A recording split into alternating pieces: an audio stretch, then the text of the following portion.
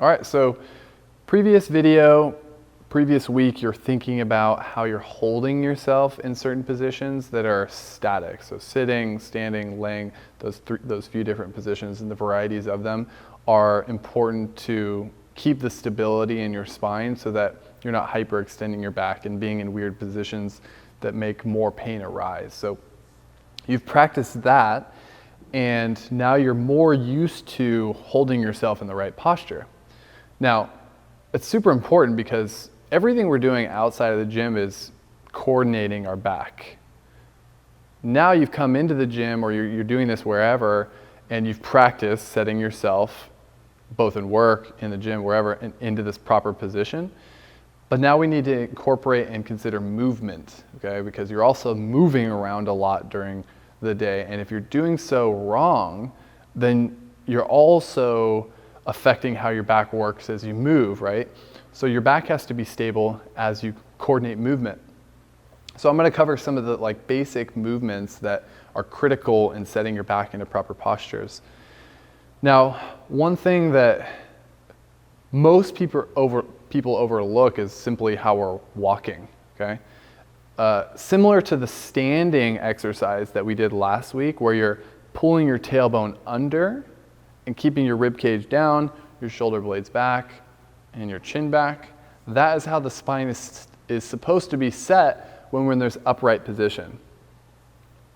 Now, how do you do that when you're walking though? Oh shit, okay, well, everything I just described to set you in place, but now incorporate the stepping. Now there's a whole long running discussion and debate about shoes. Wearing shitty shoes is a big factor in how everything works from the ground up.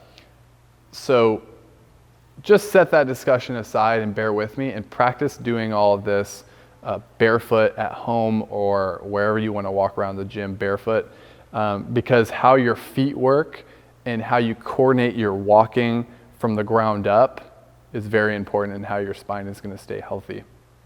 Essentially, and this goes for running as well, if you're jamming your heel into the ground every time you take a step, there will be a jolt up your bones all the way into your hip and therefore your spine. So there's no absorption when you're jamming the heel into the ground. But if you step forward and you absorb the ground with the feet and toes like this, transfer weight, I've absorbed the compression into the ground and created a safer, stronger system all the way up the chain. Now this is super hard to coordinate, okay? So we're just gonna do our best here. Essentially what you wanna think of while keeping all this core engagement, here, tailbone under, keep your posture as solid as you can. I'm going to step my foot forward, spread my toes, strike the ground with my pinky toe knuckle first, then grip the ground with the toes, setting the arch of my foot, keeping the arch of my foot as I transfer my weight forward. Glutes are still engaged. Then I go next foot, spread the toes, pinky toe knuckle touches first, toes grip, foot grips, transfer weight, abs and core still engaged. See how slow I'm moving? It's really easy to walk fast with momentum, okay? There's no stability when you're going slow. There's no stability when you're going fast. But when you go slow, we're causing the brain to focus and activate in the area that we're focusing on. So here we're walking like so. So the main purpose of setting this walking postural pattern, as I said, is to allow the body, the entire chain from the feet up through the legs and into the pelvis and spine, to prevent any repetitive jolting and compression of the body as we walk heels first. We have strong feet. We have this really big Achilles tendon here. We have these calf muscles to be able to absorb walking like that. That's literally why they're there. So use them. Practice that as much as you can. Practice being barefoot and walking like that as much as you can. Now, philosophically speaking, if we're in a rush, it's really hard to do that. So when we're in a rush, we're striking our heel. Try to slow down a little bit. Just be a little bit more conscious. I've practiced this a lot, so I can maintain this at a fairly doable pace. I kind of look like I'm walking funny, but I promise. And notice, my heels are not striking first. My pinky toe knuckle is striking first, and I'm using my toes. Some of you thinking, this is ridiculous, I'm not going to focus on how I walk.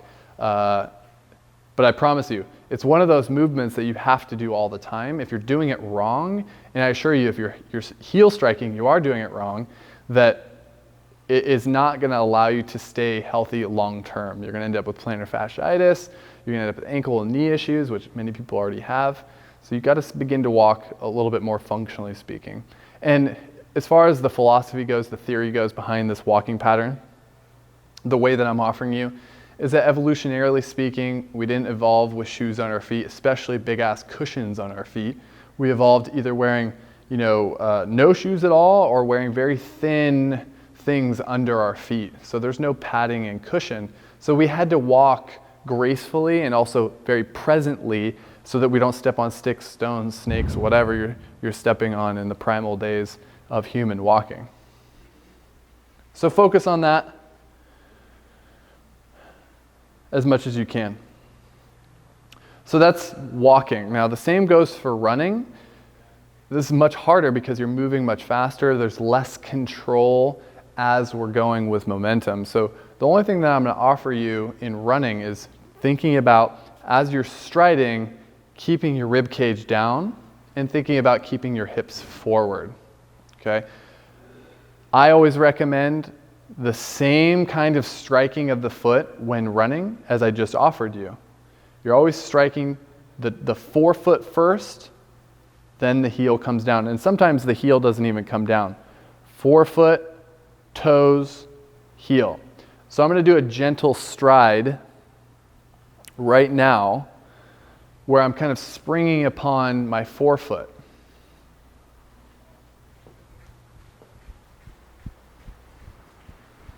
Now, obviously, I'm not striding very fast.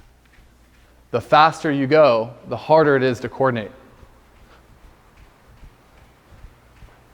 My ribs stay down. So if you talk to any running coaches, anybody who's seriously into running, they'll tell you that they're keeping their head level. So they're not really hopping, okay? They're staying level and smooth, and they're doing this by not overstriding and overbounding. And when you overbound, you hyperextend your back. So if you keep your steps nice and short and striking the toes or the forefoot first, you're not hyperextending the back, you're keeping the legs under you, you're not bounding too much, and you're nice and stable here now. Walking and running principles are fairly similar. There's just one going faster than the other, so it could be a little bit harder to coordinate the faster you're going. So consider that as you're walking and as you're running. Now, other really important things when we're applying to, I'm just going to offer that all of these things are going to be described as what's applicable to like daily life. When you go into the gym, that requires a little bit more specificity with certain movements. I'm going to talk about things that you're doing at home on a regular basis because that's what you're doing most often. So the next and most important one for the back is how you're bending, how you're hinging. Now, especially if you're experiencing a ton of low back pain now, you want to minimize bending and hinging as well as you can, as best you can. You want to really try to limit that. But there's not avoiding picking things up sometimes or leaning over. You got to put your socks on and such. So when we talk about hinging and bending, it's important that I'm considering this core engagement, this position to do so. So like I've applied to everything else so far, you're going to keep your rib cage down. You're going to squeeze your glutes ahead of you, okay, kind of tucking the tailbone under. Now, as I hinge, I'm keeping this engagement. I'm bending my knees a little bit, and I'm pushing my hips back behind me to load my glutes and hamstrings. And my back is nice and flat. If I round my back, crazy unstable spine here. There's no core engagement, especially no spinal engagement here. Likely the glute's not firing as well. So we want to stay flat as well as you can. And the way you start the bending is hugely important.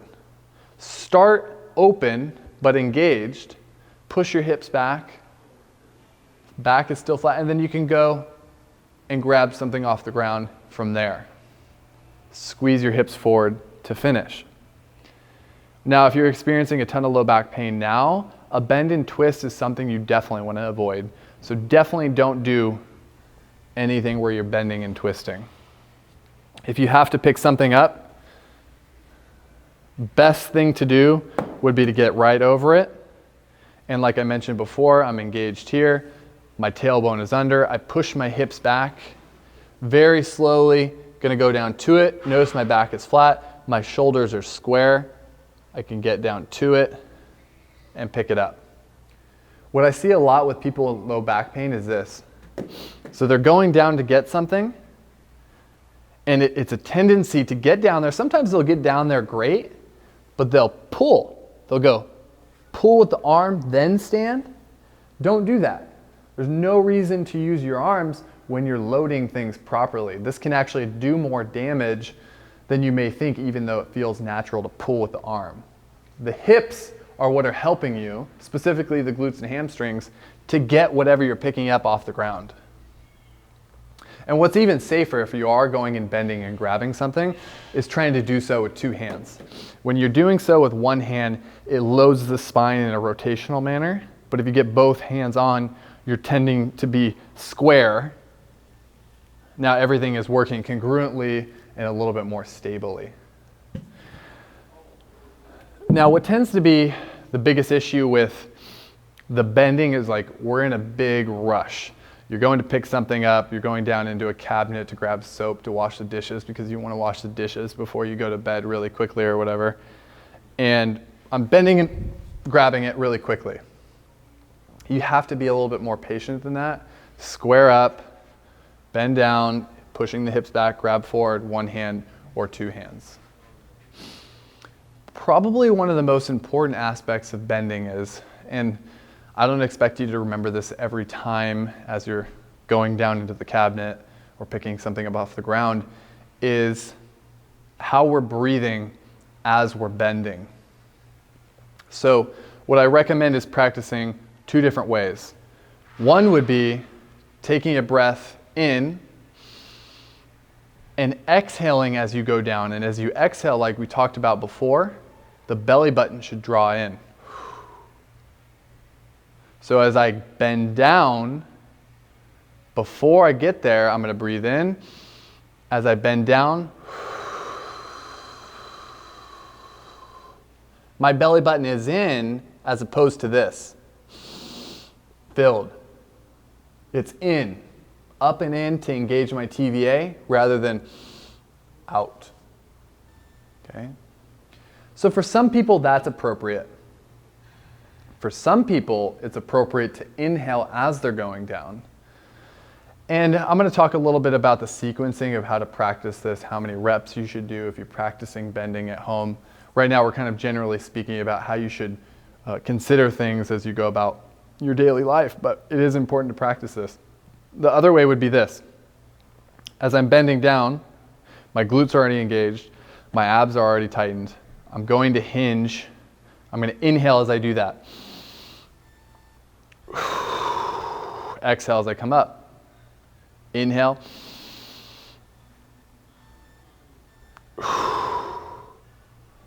So that's something to consider as you're doing that. I'll have recommendations for how to coordinate that. So other things that I tend to see are as you're bending down, going on toes like this. My knees are bending and my knees are going forward like this. So I'm really loading the knees. anytime, or something like this, if they're going down to the ground like this, they're on their toes, their heels have come off the ground. When you do something like this, you load the quads and the hip flexors. All of the things that pull you into a bad posture. So if you want to maintain good posture and set yourself up in a good postural habit, you always want to keep your feet flat and push your hips back to get down to something. Not only that, I mean, if you go down and you're always on your toes and bending your knees this much, there is a strong tendency that the knee gets worn out and certain bad things can happen with the knee. Now, I can do this bending motion forward where I'm kind of in this striding motion, but notice my hips are still back, my core is still engaged, and I'm kind of bending and reaching, but my back is still flat. So I kind of have a nice combination of I'm on one foot forward, I'm kind of leaning and reaching, but my back is still flat and engaged, my core is still engaged, and I reach and grab. Okay, so that's kind of another way to reach and grab.